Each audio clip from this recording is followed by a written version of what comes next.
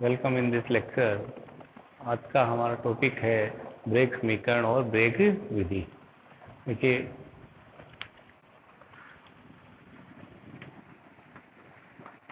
सबसे पहले हम बात करते हैं एक्स किरणों का विवर्तन।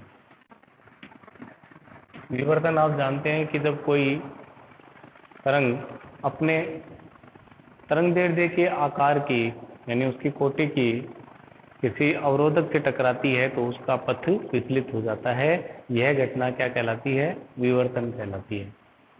तो एक्स किरणों का विवर्तन का अभिप्राय ये होगा, यानी कि जो अवरोधक होगा उस अवरोधक का आकार जो होगा वो किसके तुल्य होगा? एक्स किरणों की तरंगदैर्ध्य के तुल्य होगा। एक्स किरणों की जो तरंगदैर्ध्य है वो अप्रोक्सीमेट एंगस्ट्रॉम के रेंज के आसपास की है, 1 एंगस्ट्रॉम 2 एंगस्ट्रॉम। ठीक है।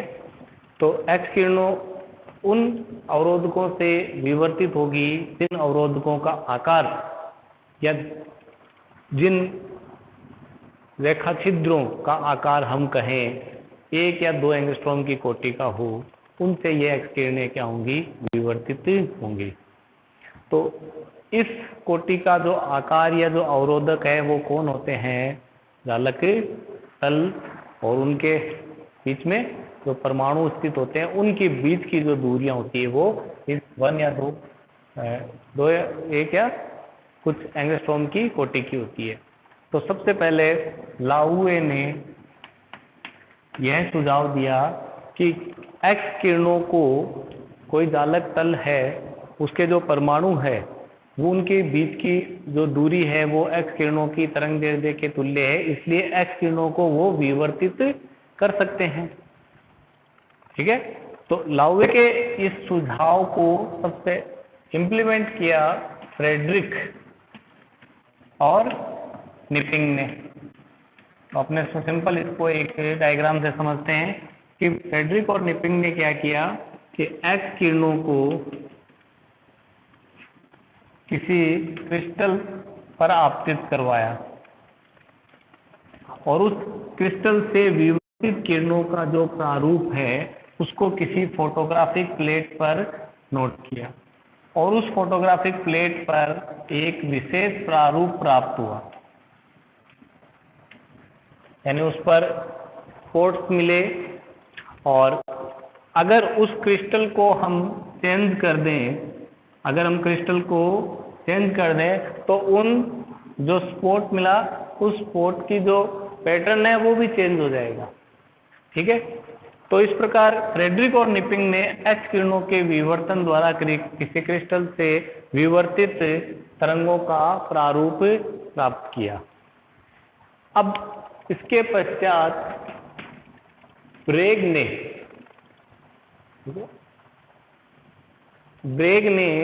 एक्स किरणों के जालक तल द्वारा विवर्तन की घटना को क्या किया?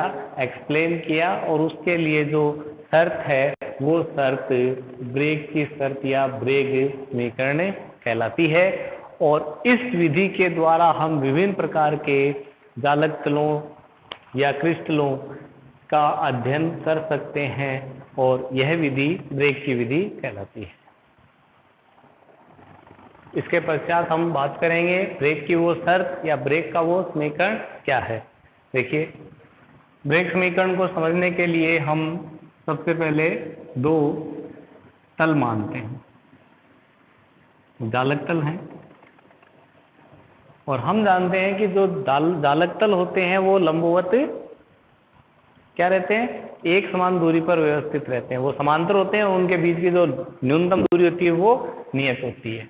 ये हम पीछे क्रिस्टल पैटर्न में पढ़ चुके हैं। अब देखो, मान लीजिए यहाँ एक परमाणु है या जालक बिंदु भी कह दो, यहाँ एक दूसरा जालक बिंदु है और यहाँ एक जालक बिंदु है। तो इनके समांतर हैं, तो यहाँ पर एक जालक बिंदु, यहाँ पर इस तल के लिए ये जालक बिंदु और इस तल के लिए, इसी प्रकार नीचे वाले तलों के लिए हम परिभाषित कर सकते हैं। तो ये इस तल को फर्स्ट, ये तल सेकेंड, ये इसके समांतर तल थर्ड। अब यहाँ से मान लीजिए एक एक्स किरण आपतित हो रही है और वो एक्स किरण देखो यहाँ 2 परमाणुओं के बीच की दूरी जो है ना वो एक विवर्तन के लिए अवरोधक का काम करेगी। ठीक है। विवर्तन हम जानते हैं अवरोधक के द्वारा भी हो सकता है और एक छोटे रेखा छिद्र के द्वारा भी विवर्तन हो सकता है। तो नेक्स्ट ये आने वाली जो किरण है, किरण ये इस तरफ विवर्तित हो गई। यहाँ पर इस जालक तल से इसका जो कोण है, तल का जो इस किरण का स्पर्शी कोण है वो है थीटा। ठीक है। इसी प्रकार इसके समांतर आपतित होने वाली कोई दूसरी किरण, ध्यान दीजिए, इसके समांतर आपतित होने वाली कोई दूसरी किरण इस जालक बिंदु के नीचे वाले तल जो यानी इसके समांतर जो दूसरा तल है उसके इस जालक बिंदु से ये क्या होती है, विवर्तित होती है और ये समांतर है। ठीक है। तो ये इसके समांतर है तो ये कोण भी कितना होगा, थीटा ही होगा। और इन दोनों जालक बिंदु तलों के बीच में जो लंबवत दूरी है उस दूरी को हम रिप्रेजेंट करते हैं स्मॉल डी से। ठीक है। तो इनको नाम दे देते हैं ए बी सी और दूसरी किरण पी क्यू आर। ठीक है। तो दोनों किरणों का पथ है, हम देख रहे हैं कि वो एक समान नहीं है, कारण ए बी सी का पथ कम शॉर्ट है एक पी क्यू आर से। तो दोनों के मध्य पथांतर ज्ञात करने के लिए हम क्या करेंगे कि इससे सामने लंब खींचेंगे इस पर। ये कोण हो गया 90 डिग्री, ये कोण थीटा है तो ये कोण हो गया 90 माइनस थीटा, और ये 90 माइनस थीटा तो ये रिमेनिंग एंगल ये भी कितना हो जाएगा, थीटा। इसी प्रकार यहाँ बी से क्यू आर किरण पर लंब खींचते हैं, ये 90 डिग्री, और ये कोण यहाँ पर ये थीटा, ये 90 माइनस थीटा। ठीक है। और इसी प्रकार यहाँ हम परिभाषित करेंगे ये कोण थीटा और ये कोण हो गया 90 माइनस थीटा, तो ये कोण इस तरफ वाला भी क्या हो गया, थीटा। तो कोण इनको नाम दे देते हैं एन और एन। ठीक है। तो देखिए समकोण त्रिभुज बी एन क्यू में, समकोण त्रिभुज बी एन क्यू में हमें पता है ये कर्ण इसका डी है और ये भुजा इसकी ज्ञात करनी है, तो यानी इसका लंब ज्ञात करना है। तो लंब और कर्ण में संबंध साइन, तो यहाँ से साइन थीटा आप देखिए क्या आएगा, इससे साइन थीटा आ जाएगा N Q upon B Q, N Q upon B Q. Then N Q unknown है और बी क्यू का मान क्या है, डी, तो यहाँ से एन क्यू का मान आ गया अपने पास में डी साइन थीटा। इसी प्रकार ये समकोण त्रिभुज लीजिए बी एम क्यू, तो समकोण त्रिभुज बी एम क्यू में, तो बी एम क्यू में साइन थीटा बताएंगे, तो यहाँ साइन थीटा हो जाएगा Q M Q upon B Q. तो M Q is unknown and B Q is D, तो M Q is equal to also D sine theta.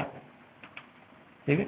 अब देखो दोनों किरणें ए बी सी और पी क्यू आर के मध्य पथांतर, किरण ए बी सी और P Q R जो किरण है इनके मध्य पथांतर, तो इनके मध्य पथांतर हमें दिख रहा है कि ए बी और पी क्यू पी एन आपस में समांतर है, एक बराबर है। इधर से बी सी और एम आर इक्वल हैं, तो N Q plus Q M, तो इनके मध्य पथांतर हो गया N Q plus Q M. पथांतर को हम मोस्ट ऑफ डेल्टा से रिप्रेजेंट करते हैं।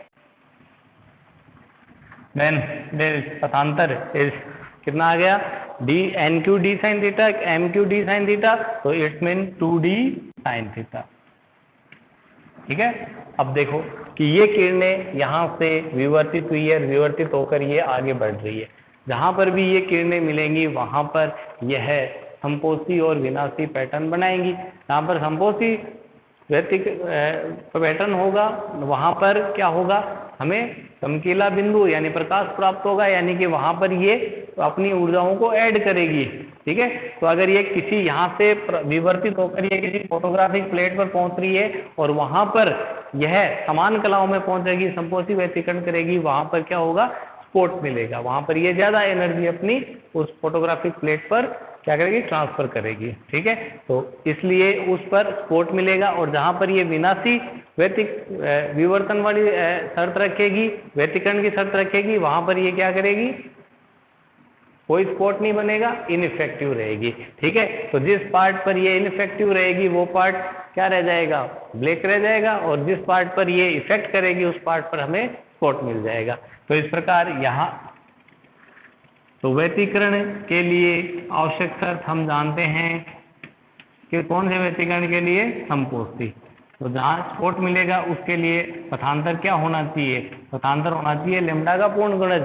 तो इट्स मीन, तो ओवरऑल कंडीशन अपने पास में क्या गई कि पथांतर 2d sin थीटा अगर n लैम्डा के इक्वल है, ठीक है, लैम्डा विवर्तन की कोटि है, मोस्टली इफेक्टिव विवर्तन प्रथम ऑर्डर का, सेकंड ऑर्डर का होता है, तो इसलिए 2d sin theta is equal to हम लिख सकते हैं n लैम्डा। ये आ गई विवर्तन की शर्त, और जिसे हम ब्रेग समीकरण कहते हैं।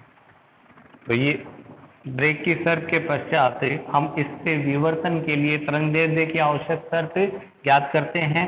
तो यहाँ देखिए विवर्तन की कोटि को 1 मान लीजिए, और साइन थीटा का जो मान होता है वो ऑलवेज ग्रेटर और लेस देन क्या रहेगा, 1 रहेगा। इट्स मीन लेमडा जो है वो क्या रहेगा, 2d के अधिकतम कितना रहेगा, 2d के इक्वल रहेगा। और अगर साइन थीटा का मान कम है तो लेमडा का जो मान है वो क्या रहेगा, 2d से कम या अधिकतम उससे क्या रह सकता है, इक्वल। क्योंकि अब देखिए d जो है वो क्या है, चालक तलों के मध्य लंबवत दूरी। तो चालक तलों के जो मध्य लंबवत दूरी है वो मान लीजिए सामान्य सूत्र है 3 एंगस्ट्रॉम है। तो इट मीन लेमडा जो है वो that is always less than और, ठीक है, इक्वल टू क्या रहेगा, 6 एंगस्ट्रॉम। तो आप 6 एंगस्ट्रॉम, ठीक है, तो 6 एंगस्ट्रॉम की रेंज की आपको क्या करनी पड़ेगी, तरंग चुननी पड़ेगी, जो क्रिस्टल तलों के लिए क्या दिखाएगा, विवर्तन दिखाएगा। क्योंकि दृश्य प्रकाश की जो तरंग दैर्ध्य होती है और विजिबल लाइट, ठीक है, विजिबल लाइट के लिए जो वेवलेंथ होती है वो क्या होती है, 1000 एंगस्ट्रॉम, यानी 4000 से 7000 कुछ एंगस्ट्रॉम होती है। तो मैं एक जनरल उसको 4000 ले लेता हूँ।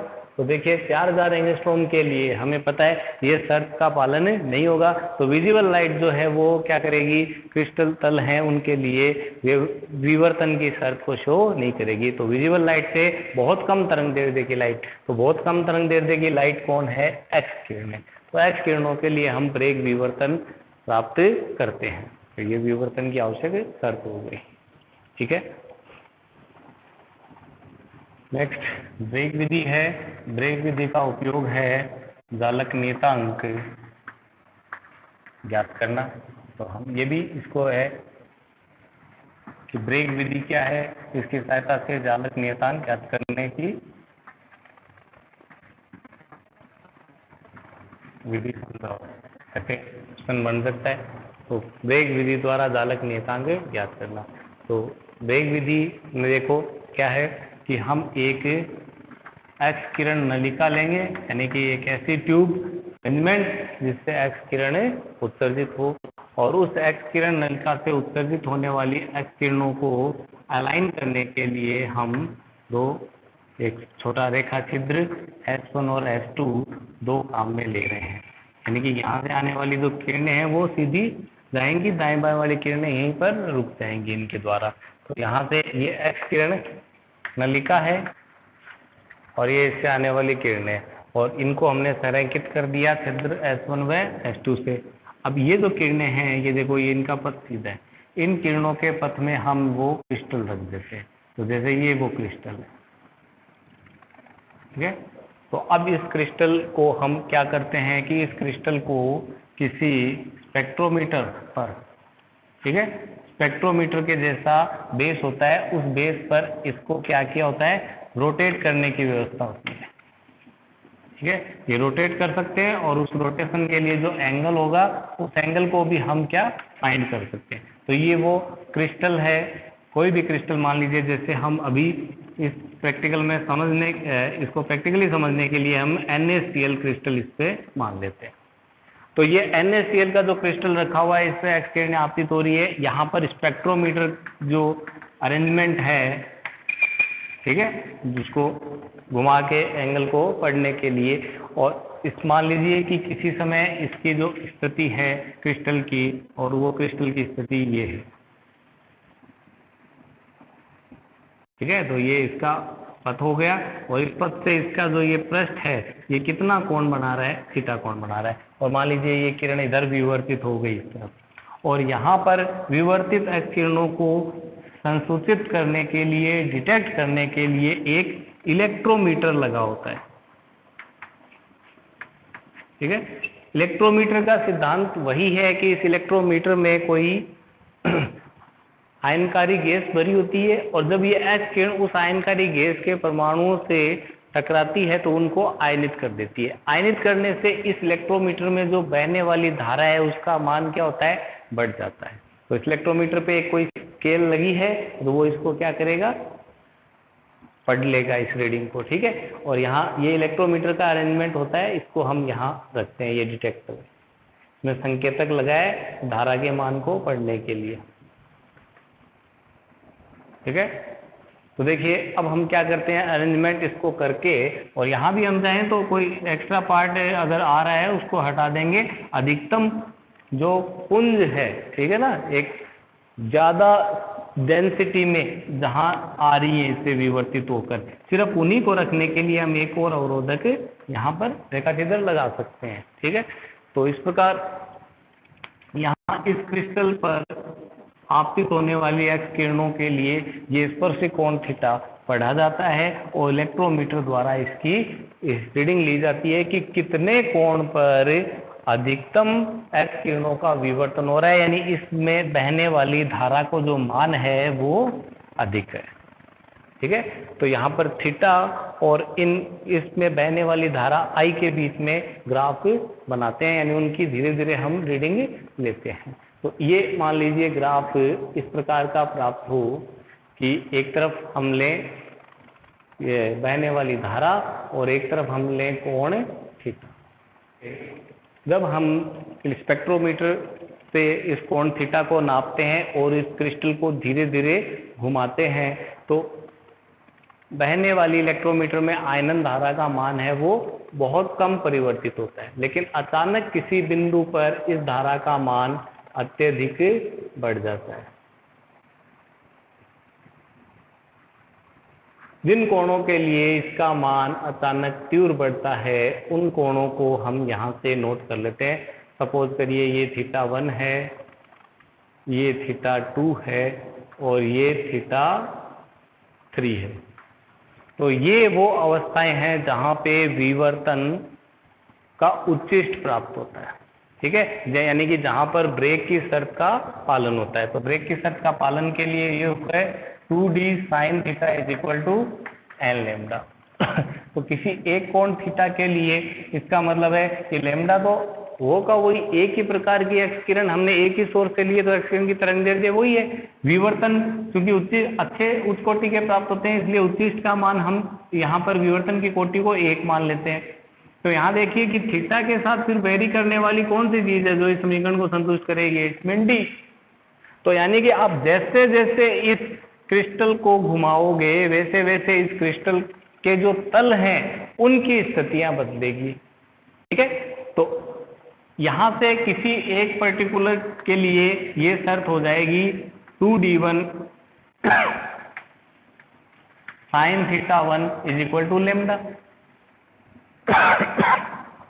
2d2 sin theta 2 is equal to lambda, and 2d3 sin theta 3 is equal to N lambda. यहाँ से हम सीधा देख रहे हैं कि d1 is inversely proportional to sin theta 1। It's mean इन समीकरणों को ऐसे लिखा जा सकता है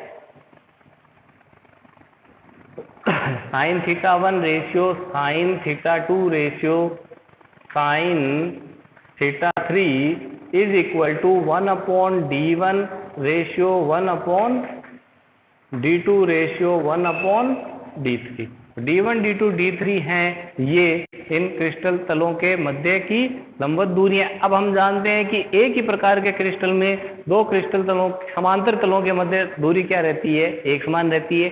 इसका मतलब है कि साइन थीटा 1 है वो किसी एक विशेष तल को निरूपित करता है, साइन थीटा 2 के लिए कोई दूसरा तल निरूपित हो रहा है, साइन थीटा 3 के लिए कोई अन्य तल निरूपित हो रहा है। तो क्रिस्टल को घुमाने पर तो देखिए आपने पढ़े simple cubic, body centred cubic है, फेस सेंटर्ड क्यूबिक और हेक्सागोनल क्लोज पैकिंग, ये संरचनाएं आपने पढ़ी है।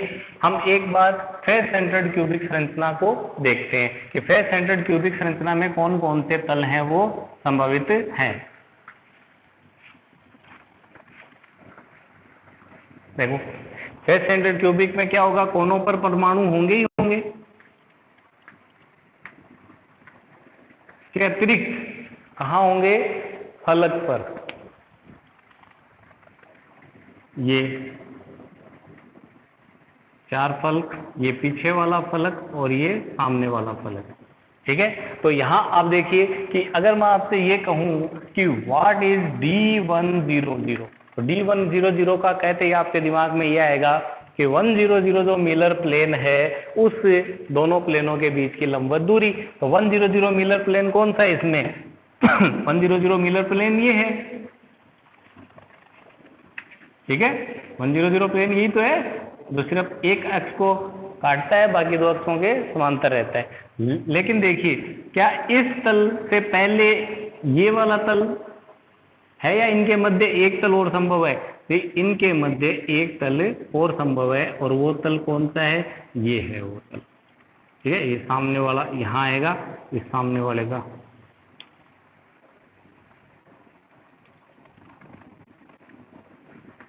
ये देखिए। तो चूंकि ये एक तल और संभव है इसलिए D100 जो तल है उनके मध्य लंबवत दूरी जो है वो a न रह के क्या हो जाती है, a/2 upon formula h²k²l²। 100 means क्या आ जाएगा 1। तो D100 को हम क्या लिख सकते हैं, सिंपली a/2। यहाँ मैं आपके लिए लिख देता हूँ 1 + 1² + 1 0² + 0², फाइनल रिजल्ट a/2। इसी प्रकार देखिए कि इसके लिए आप 110 प्लेन देखिए। तो 110 प्लेन जो है इसके लिए बना देते हैं अलग से, थोड़ा छोटा बनेगा। तो 110 प्लेन कौन होगा, 110 प्लेन होगा जो दो अक्षों को काट रहे हैं। तो दो अक्षों काटने वाला प्लेन हो गया ये, देखिए ध्यान से, ये जो प्लेन है ये प्लेन 110 प्लेन है। लेकिन क्या इससे पहले एक तल हो सकता है क्या, देखिए क्योंकि ये संरचना फलक केंद्रित है ना, तो यहाँ पर इस फलक पर एक और इस फलक पर एक, यानी यहाँ पर ये कोने न होके इन फलकों को मिलाने वाला, ऐसे ही इस नीचे वाले फलक पर एक और इस फलक पर एक, ठीक है, और आगे वाले पर एक और एक पीछे वाले पर। तो उनको न देखते हुए आप यहाँ देखिएगा कि इनको मिलाने वाला, ये देखिए ये तल इसमें इस तल के समांतर संभव है। तो इट्स मीन यहाँ पर ये इसमें हम a दूरी न लेके a/2 लिखना पड़ेगा और अपॉन अंडर में 1² + 1² + 0² मीन्स a/2 √2। इसी प्रकार तीसरा तल 111 देखिए आप, 111 तल, यानी कि देखो 111 तल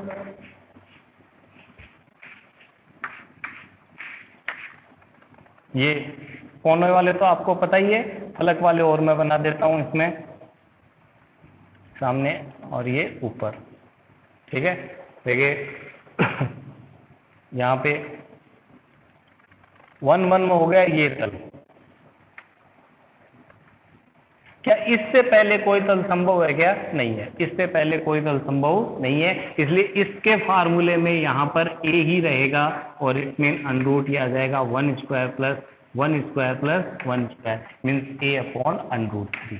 ठीक है, अब आप इन जो दूरियां आई है इनका रेशियो देखिएगा, 1 upon D100 ratio D110 ratio 1 upon D111। तो ये रेशियो आप देखिए क्या आ जाएगा, इसका reverse 2/a 2√2/a and √3/a a cancel. ठीक है, इससे अलग कर लेते हैं और इधर वाली टर्म से, और ये 2 2 2 और ये 2 कैंसिल, तो ये हो गया 1, ये हो गया √2 और ये हो गया √2 3/2। अब देखिए अगर आप इस क्रिस्टल को स्पेक्ट्रोमीटर पे से रोटेट करके थीटा देख लो तो सीधी सी बात है कि जब ये फेस सामने है और अगर आपने इसको रोटेट कर दिया तो नेक्स्ट फेस कौन हो जाएगा सामने, 110। और आपने रोटेट किया है तो कौन सा फेस सामने आया, 111। तो इन तीनों फेसों के लिए अगर इन दूरियों का अनुपात यही और उन मानों के लिए इन्होंने देखा कि ये मान बिल्कुल क्या है, 1 रेशियो √2 रेशियो √3/2 के इक्वल आए। इसका मतलब क्या हुआ कि NaCl जो क्रिस्टल है उसका स्ट्रक्चर क्या है, फेस सेंटर्ड क्यूबिक है। ठीक है, तो इसी प्रकार आप समझ सकते हैं कि किस प्रकार वेग विधि से हम विभिन्न क्रिस्टल तलों की आंतरिक संरचना को का अध्ययन कर सकते हैं। Thank you.